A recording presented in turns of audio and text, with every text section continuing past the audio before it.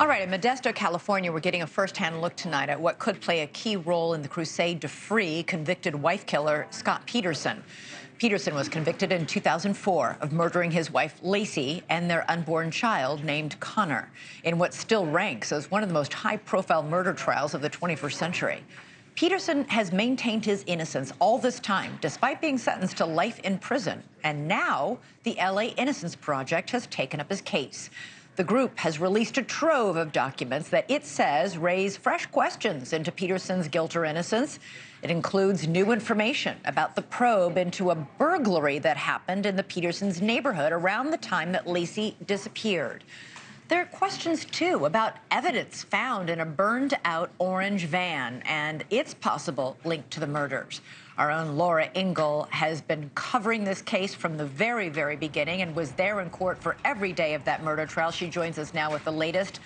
Laura, you tracked the journey this van may have taken from that neighborhood to where it is now?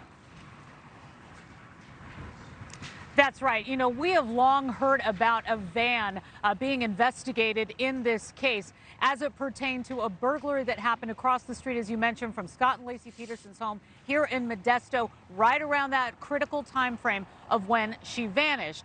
So this report of this new orange van was something that a lot of us hadn't heard about. So in case it is connected, we wanted to take a ride, which is what we have done here in Modesto, taking that road from Scott and Lacey Peterson's house from Medina in Modesto over to an alley. It was just over about a mile away on this dirt road in this area known as the Airport District. It's not the best area of town. It's notorious for crime. And this is where the van was found on December 25th, 2002, burnt out with a mattress. And it turns out, Elizabeth, that when you dig deep into some of the paperwork here with the LA Innocence Project, that van was in fact taken to an evidence warehouse here with the Modesto police, and they did look through it. And when they removed a metal can from that mattress, when they pulled it up, that's where you see that red-brown stain that has been tested, that this fire investigator said did test positive for human blood.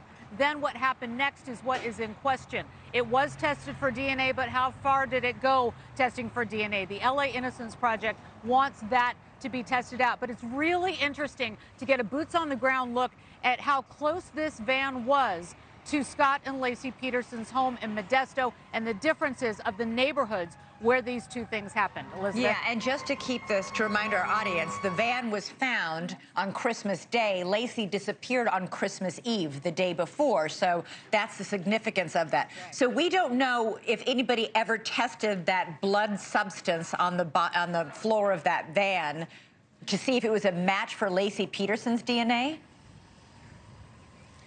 That's the key. It has been tested for DNA, but if it was tested to match Lacey, that is what is in question. And that's what the LA Innocence Project wants to know. Can we take what was on that mattress and can we take the DNA of Lacey and can we look together? Look, if it's a match, we've got a big situation here. If it's not, fine, let's move on. But that's what everybody involved here is saying about that van. And when might we know if those DNA tests are going to happen, Laura? Because DNA technology is a lot better now than it was back in 2004 when the trial took place.